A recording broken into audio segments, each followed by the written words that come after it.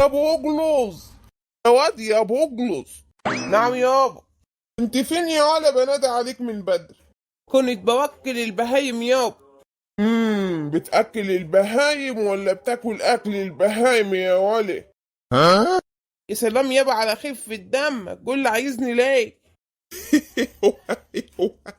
عايزك في خبر سعيد يا بوجلوز، انا عايز اتجوز. يا وجع روبة، انت عايز تتجوز على امي يابا؟ يا بوجلوز يا غبي، العروسه دي عندها ارض وزريبه كبير.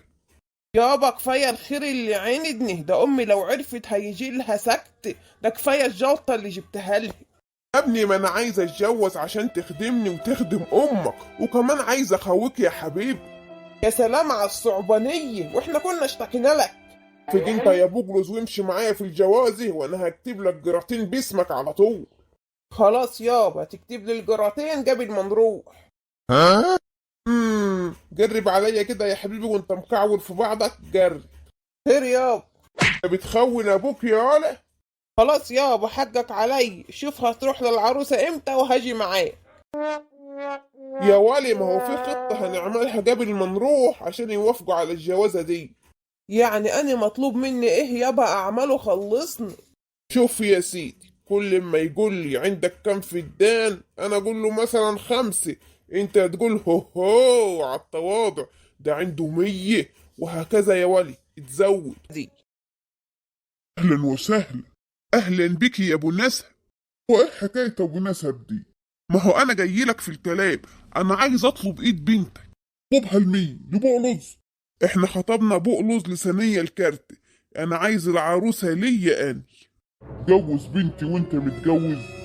انا مرتي مريضه وعندها جلطه، يعني ليا حق اتجوز، وهعيش بنتك ملكه، ده انا عندي خير كتير جو. صح ياد يا بقلص؟ ايوه يا معلم، عددنا خير كتير، ده بنتك هتعيش ملكة ملكة. ميل عندك كام فدان يا ابو بقلص؟ عندي من الفدادين 5. 5 ايه يابا؟ ايه التواضع اللي انت فيه دي؟ ده عنده 50 وجه جبلي و50 بحري.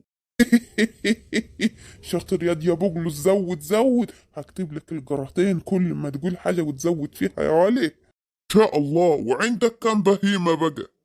عندي 20 بهيمة بس.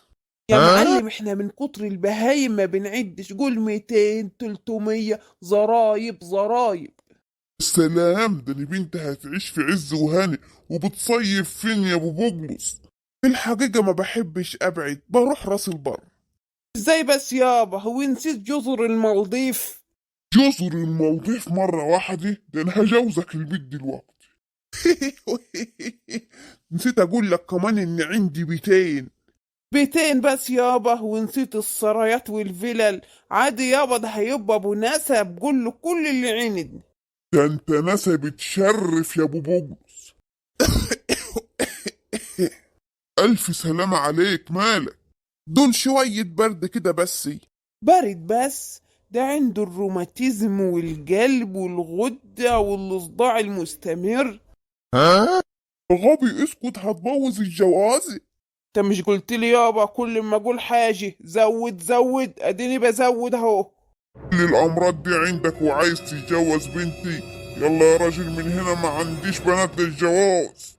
قالوا لي الجوازة باظت، الجوازة باظت. خد. وسط الجوازة يا غبي، هشوف عروسة تانية برضه. فعلوا اشتراك وفعلوا الجرس عشان تشوفوا حلقات بقلص وثانية الكارت.